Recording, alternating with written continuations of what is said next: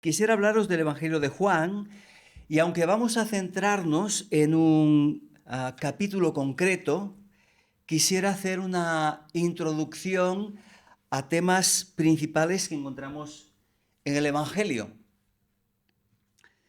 Y, en primer lugar, tratar de hablaros del Evangelio de Juan, luego de un aspecto del Evangelio de Juan y después nos acercaremos a un capítulo central en el Evangelio de Juan. Cuando nos acercamos al Evangelio de Juan, seguro que es un evangelio que todos los creyentes conocemos.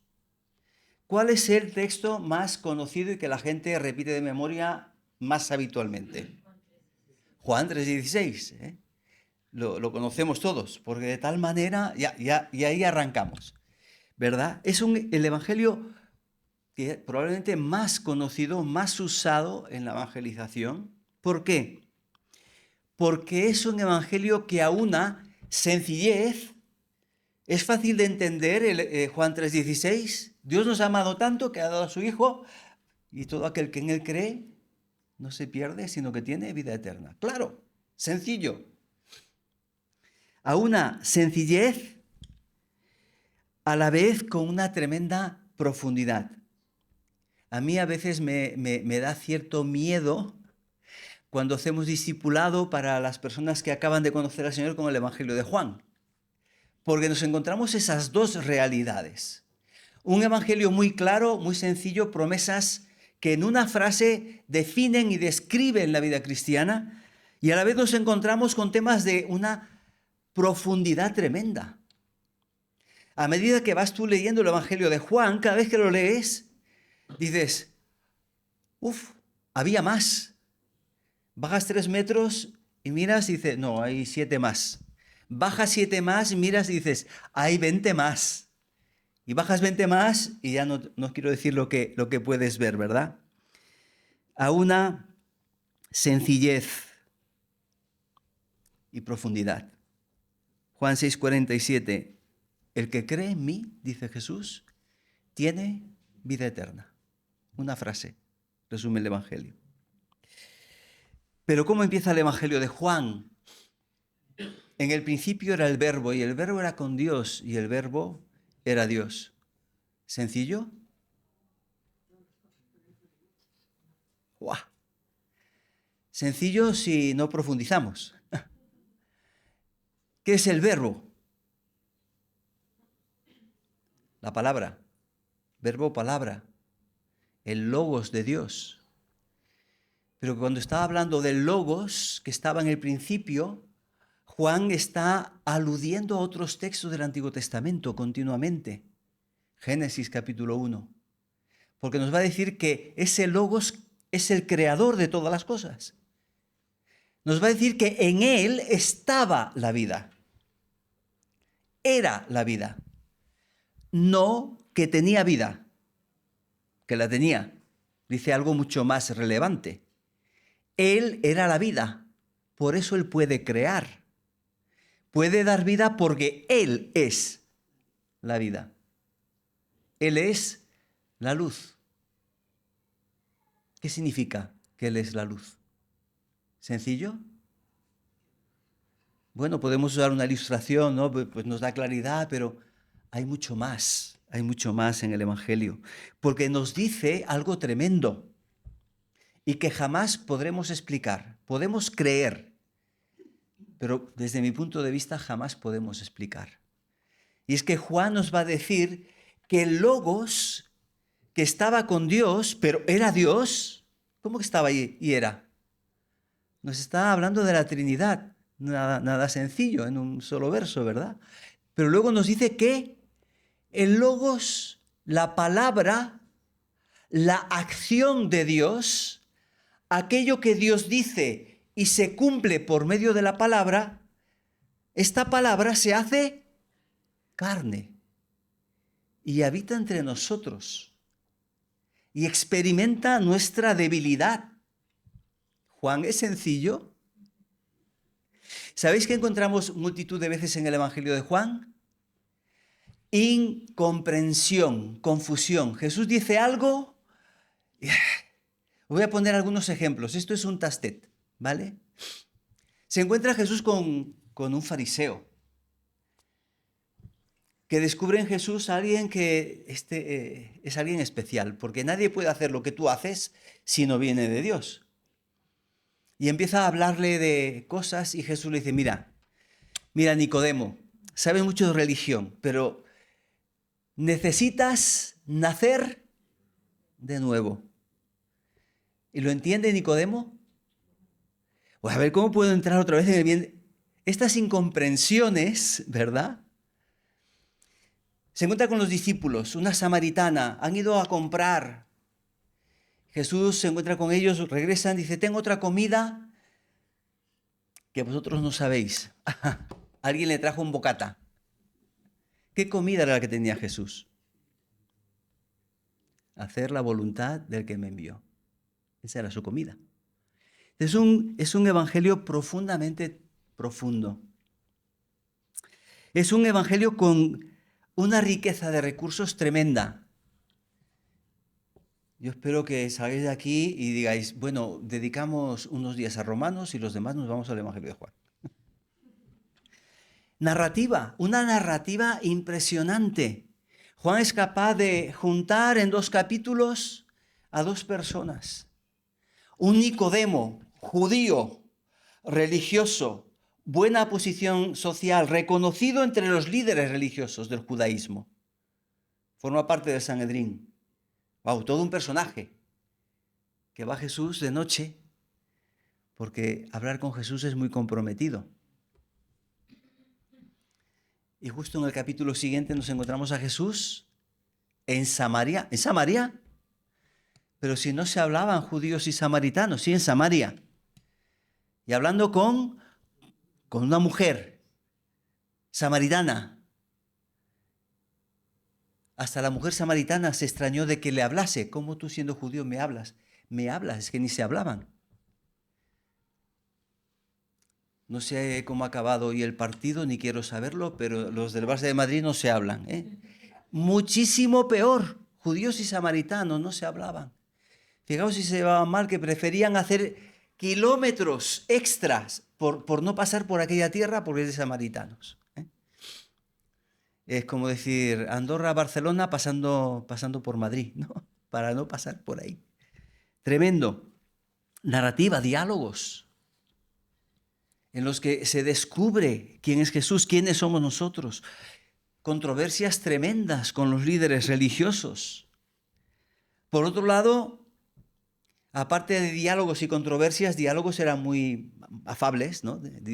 Las controversias eran bastante tensas, pero a veces encontramos discursos, solo Jesús habla, yo soy el pan de vida. Casi todo un capítulo en que Jesús expresa eso. Y ahora ya me voy adentrando en el foco al que quiero llegar. ¿Y qué encontramos, además de narrativa, de diálogos, controversias, discursos? ¿Qué encontramos en el Evangelio de Juan que lo hace distintivo? Encontramos señales. ¿Señales? Sí, señales. Cuando Jesús realiza una obra milagrosa en el Evangelio de Juan, no le llama milagro. Los evangelios sinópticos nos hablan de los milagros que hacía Jesús. Permitidme que esta vez use palabras griegas. Sabéis que no lo hago habitualmente. Pero en los evangelios se usa la palabra dunamis, poder. Muchos dicen, de ahí viene dinamita. Bueno, no tiene mucho que ver el concepto, pero sí está hablando del poder. El poder de Dios, los milagros que expresan el poder de Dios. Pero Juan dice, es más que eso. Lo que Jesús hace cuando hace un milagro es más que eso. Así que Juan usa otra palabra griega que es semeion. Estas son las señales que Jesús hizo. Es Juan, el mismo que escribió el libro del Apocalipsis. ¿Cuántas señales encontramos en el Evangelio de Juan? Les he dado una pista tremenda cuando he mencionado el Apocalipsis. 7 señales. 7 sellos, 7 copas, 7. Número 7 es muy especial para Juan. Juan escoge dentro de todos los milagros que Jesús hizo, 7. ¿Por qué? Porque es el número de la perfección. Ese número es el número completo que nos ayuda a saber algo. Una señal es una acción, evidentemente milagrosa, poderosa, pero que tiene la intención y el propósito de revelar y descubrir quién es Jesús. No son hechos gratuitos. Eso que está haciendo Jesús, ese milagro, nos está diciendo, nos está hablando, nos está señalando su identidad. ¿Cuáles son los milagros? Aquí tenemos las 7 señales, las podemos poner todas. Él convierte el agua en vino. Aquella agua en aquellos odres grandes de las purificaciones. Y Él convierte aquel agua de las purificaciones en un vino nuevo. Vino a hacer algo nuevo. Él cura al hijo de un funcionario. Tiene poder sobre la enfermedad. Él cura después a un paralítico que llevaba 38 años en esa situación. Detrás de cada una de estas señales hay muchos conceptos del Antiguo Testamento. Por eso decía sencillez. Se puede entender el aspecto milagroso y qué dice, ¿no? Pero qué significa, ahí hay que rascar más. La multiplicación de los panes. Unos pocos panes, unos pocos peces alimentan a una multitud. ¿Qué nos dice? Pues el milagro. Pero Jesús dice, hay más que el milagro. Cuando Jesús multiplica los panes y los peces, Él empieza a hablar de, yo soy el pan de vida. No como vuestros padres que comieron el maná en el desierto y murieron. Ese milagro tiene que ver con toda la teología del Antiguo Testamento.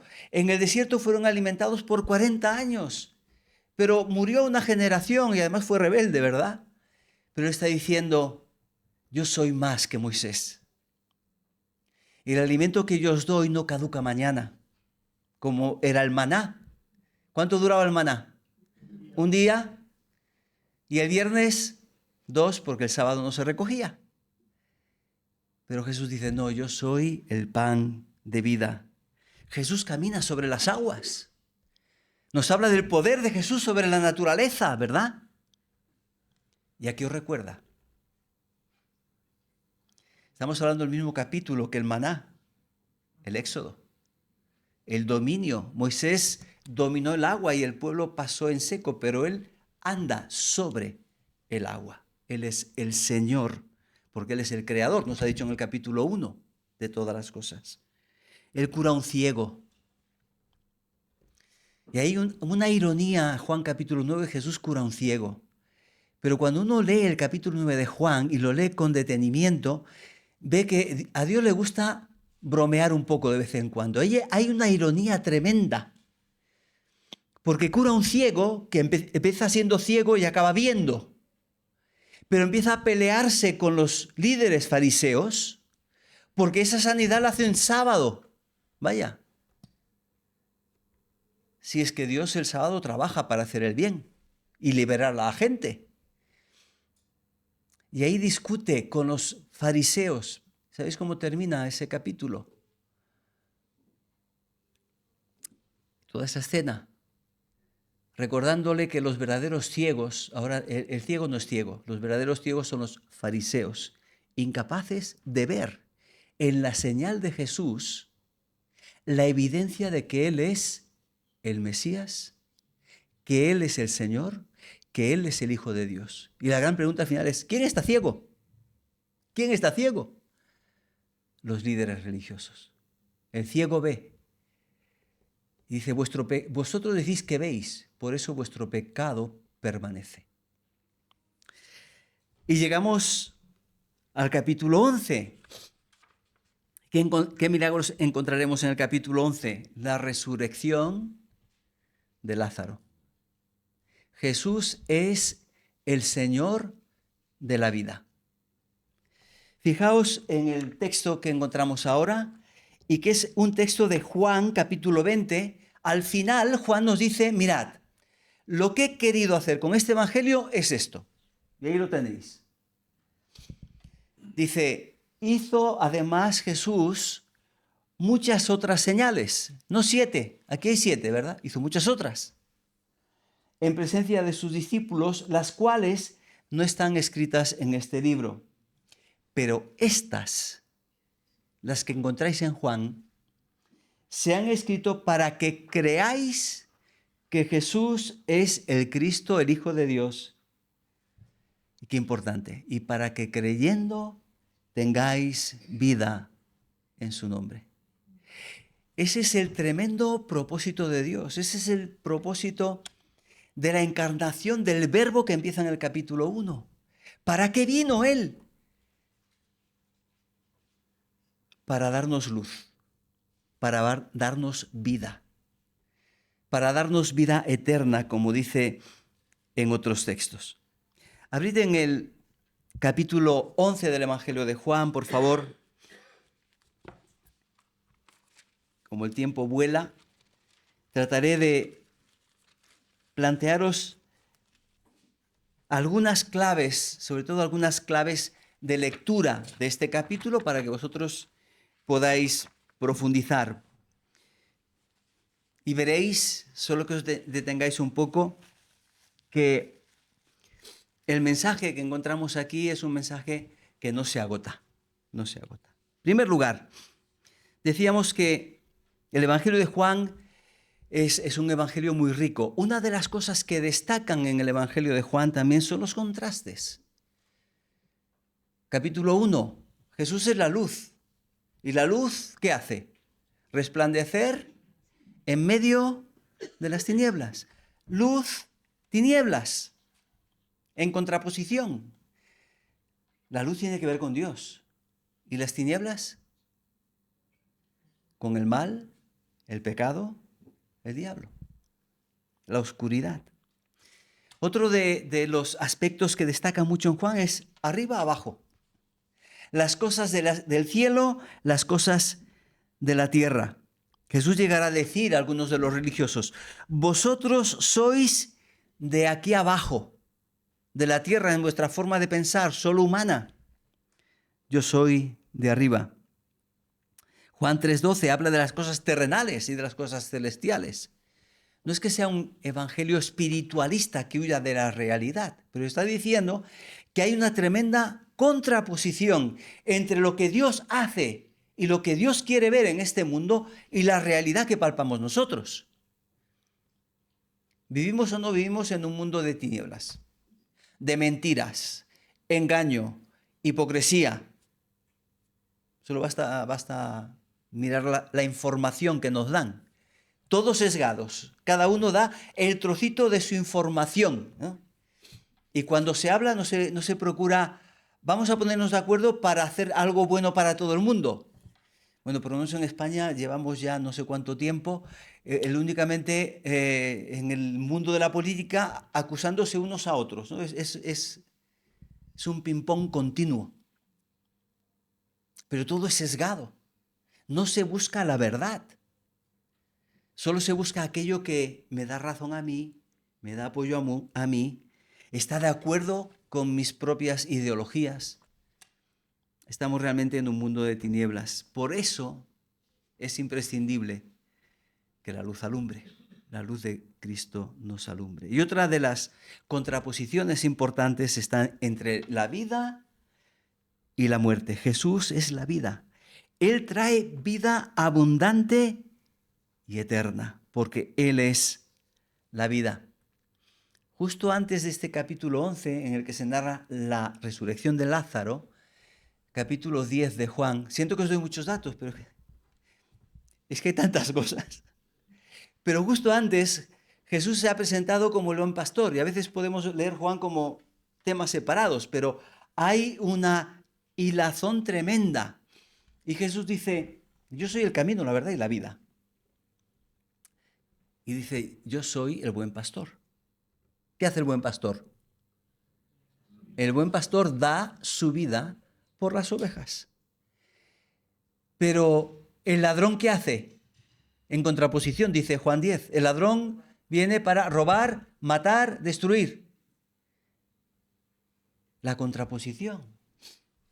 Y el capítulo 11 es como la reafirmación del plan y el propósito de Dios de traer vida, la vida de Dios, de traer la luz de Dios. ¿Es eso posible? Además nos trae, una de las palabras que salían esta noche era esperanza. Así que no voy a leer el capítulo, pero voy a hacer alusión a algunos textos del capítulo 11 del Evangelio de Juan. Os invito a que lo leáis. Yo digo con estas sencillas notas de lectura para que podáis enriqueceros vosotros en vuestra propia reflexión. Cuando llegamos al capítulo 11, decíamos que Jesús ha tenido que marchar de las cercanías de Jerusalén porque lo quieren matar. Vida, muerte, lo quieren matar, ¿verdad? Y allí recibe, lejos, al otro lado del Jordán, recibe la noticia de que su amigo Lázaro está enfermo. Está enfermo. Os leo los primeros versículos, a ver si notáis algo extraño en la actitud de Jesús. Dice, versículo 1, un hombre llamado Lázaro estaba enfermo, era de Betania, la aldea de María y de Marta, sus hermanas. María, cuyo hermano Lázaro estaba enfermo, fue la que ungió al Señor con perfume y le secó los pies con sus cabellos. Nota anticipatoria. Esto se relata en el capítulo siguiente. Sería como un anticipo. Las hermanas de Lázaro enviaron este mensaje a Jesús. Señor, el que amas está enfermo. Jesús al oírlo dijo, esta enfermedad no es de muerte, sino que tiene como finalidad manifestar la gloria de Dios. Por medio de ella resplandecerá la gloria del Hijo de Dios. Jesús amaba a Marta y a su hermana y a Lázaro. O sea, que nadie dude del amor. Lo decían las hermanas, pero Jesús los amaba realmente.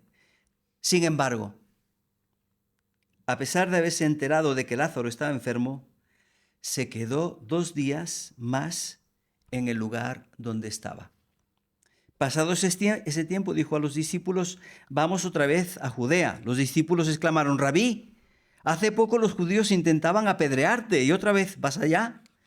Respondió Jesús, ¿no tiene el día 12 horas? El que anda de día no tropieza porque ve la luz de este mundo, mas el que anda de noche tropieza porque no hay luz en él. Dicho esto, agregó, nuestro amigo Lázaro se ha dormido, pero voy a despertarle. ¿Recordáis que hablábamos de malos entendidos? Fijaos aquí. Respondieron entonces sus discípulos, Señor, si se ha dormido, quiere decir que se recuperará, ¿no? Fácil. Ellos creían que Jesús se refería al sueño natural, pero él estaba hablando de la muerte de Lázaro. Es decir, hay un lenguaje espiritual de parte de Jesús que a veces les cuesta a los discípulos y a nosotros nos puede costar. Hay que releer y parar y reflexionar.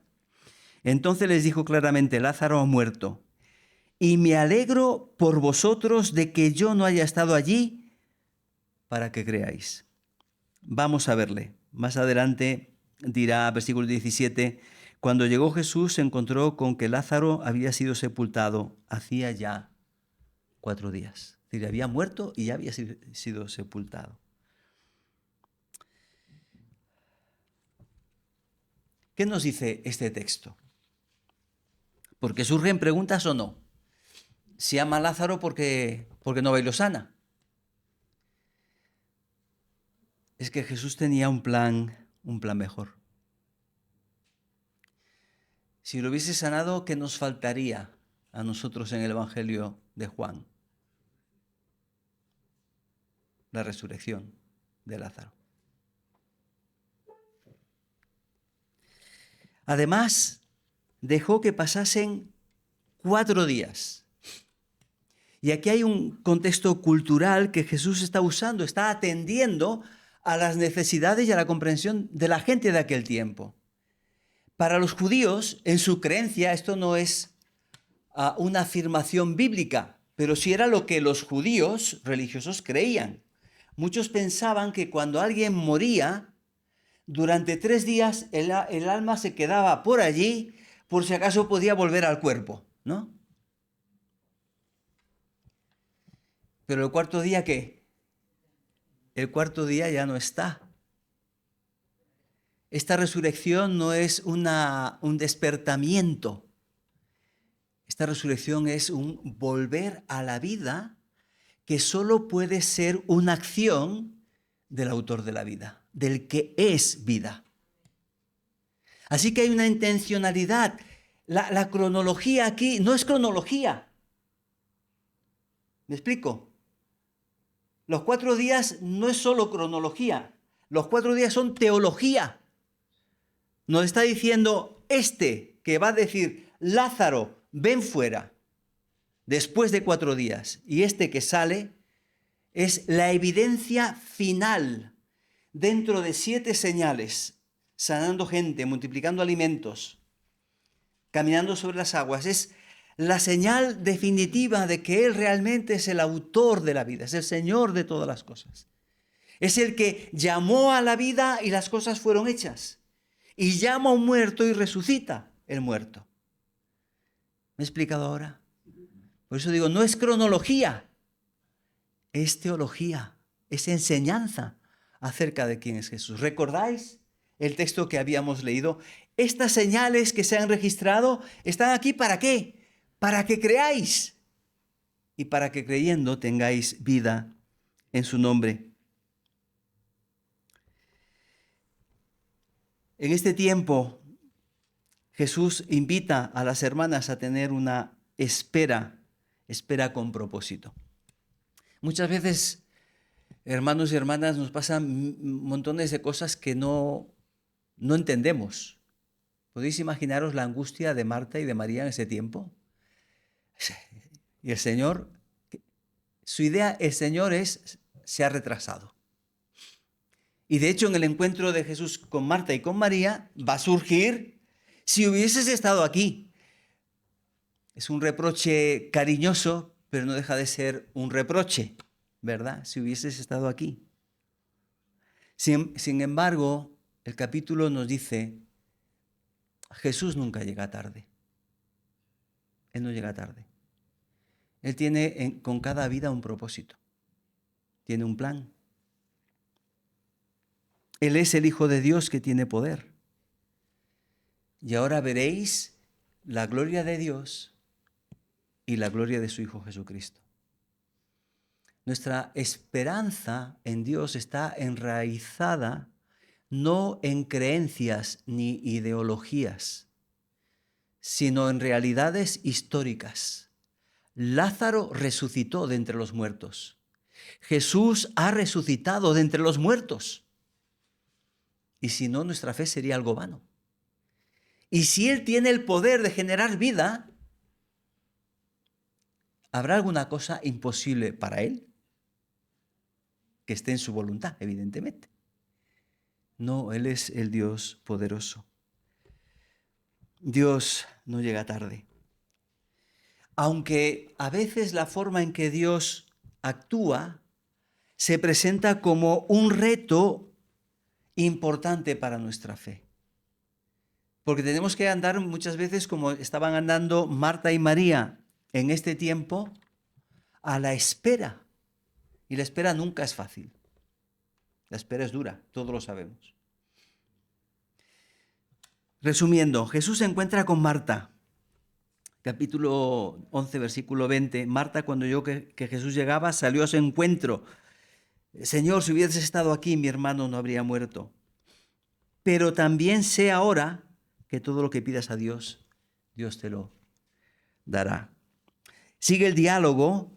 Tu hermano resucitará, dice Jesús. Marta, entendiendo a medias. Yo sé que se levantará en la resurrección final. Y Jesús insiste, yo soy la resurrección y la vida. El que cree en mí, aunque esté muerto, vivirá. Y todo aquel que vive y cree en mí, no morirá eternamente. Aquí nos está hablando de la realidad de la vida del creyente, no es solo historia sobre Lázaro. Contesta Marta, a ver si os suena esto. Sí, Señor, yo he creído que tú eres el Cristo, el Hijo de Dios que ha venido al mundo. Yo creo que si habéis escuchado hablar de Marta y María, siempre hemos hecho un cuadro un poquito especial, ¿no? Marta ocupada en la casa y María la discípula a los pies de Jesús. Son tremendamente diferentes. ¿Dónde está María? En casa. Me llamará el Señor. Yo estoy aquí esperando hasta que Él me llame, ¿verdad? Y cuando le llama, corriendo, pero aquí estoy esperando. Pero a veces hemos situado la espiritualidad de Marta en este nivel. La de María aquí. Dios usa a cada persona con la personalidad que le ha dado. Unos somos más reflexivos, otros somos más pragmáticos. Cada uno tiene dones, habilidades, capacidades para poner al servicio del Señor. Todos las tenemos. Y aquí Marta no es una mujer, dice, bueno, pues poco espiritual. La confesión de fe de Marta es la que resume al final el Evangelio de Juan. He creído que tú eres el Cristo. Para eso se escribe el Evangelio. Para que creamos que Él es el Cristo, ¿el qué? El Hijo de Dios que ha venido al mundo. Juan capítulo 1.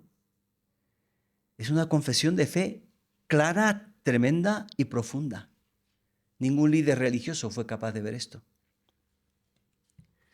María quizás nos habla de ese carácter más sensible,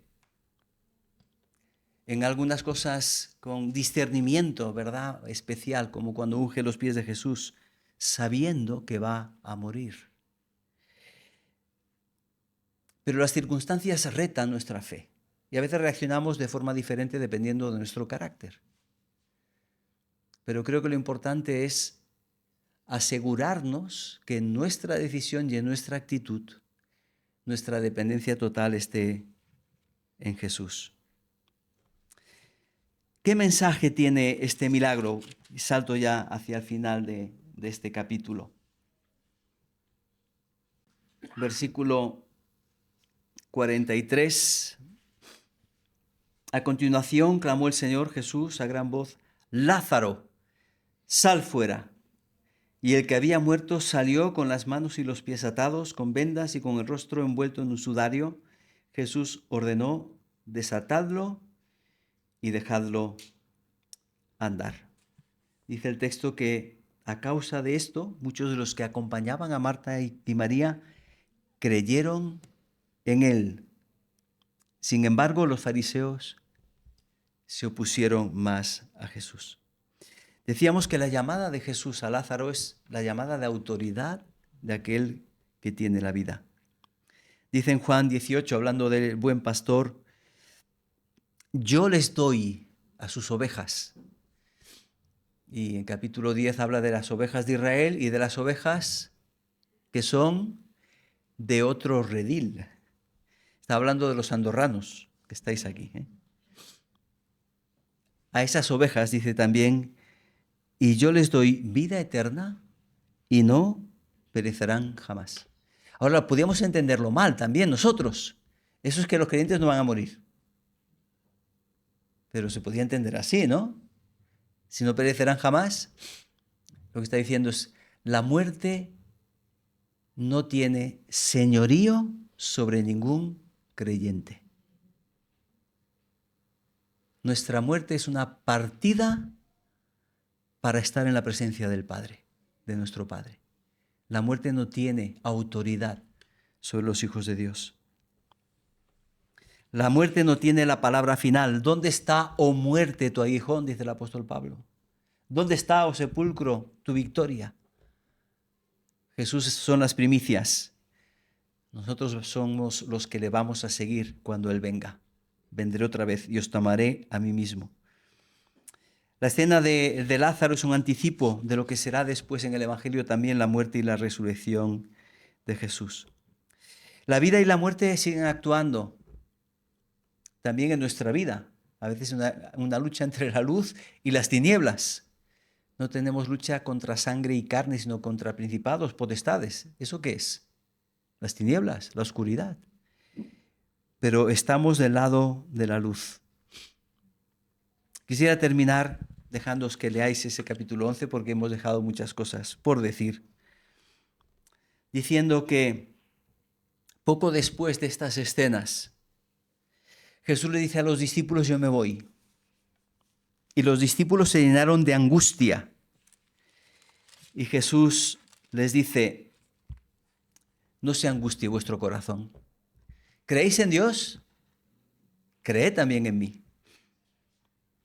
En la casa de mi Padre muchas moradas hay. Si así no fuera, yo os lo hubiera dicho. Voy pues a preparar lugar para vosotros.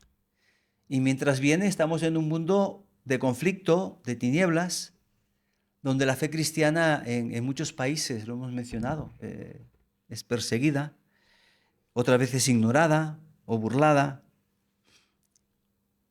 Pero nosotros debemos ser espejos que reflejen la luz de Jesús, que reflejen una vida nueva. Cuando llegó Jesús, algunos amaron más las tinieblas que la luz, porque sus obras eran malas, dice el Evangelio. Pero nosotros estamos llamados a vivir en luz y vivir como hijos de luz. El último versículo que veis aquí, Juan 12:36, en tanto tenéis luz, creed en la luz para que seáis hijos de luz. Esta es la invitación del Evangelio. Y siendo creyentes, si tenemos luz, ¿cómo nos invita a creer? Bueno, al final del Evangelio dice para que creáis, y le está escribiendo seguramente a algunos inconversos y otros creyentes.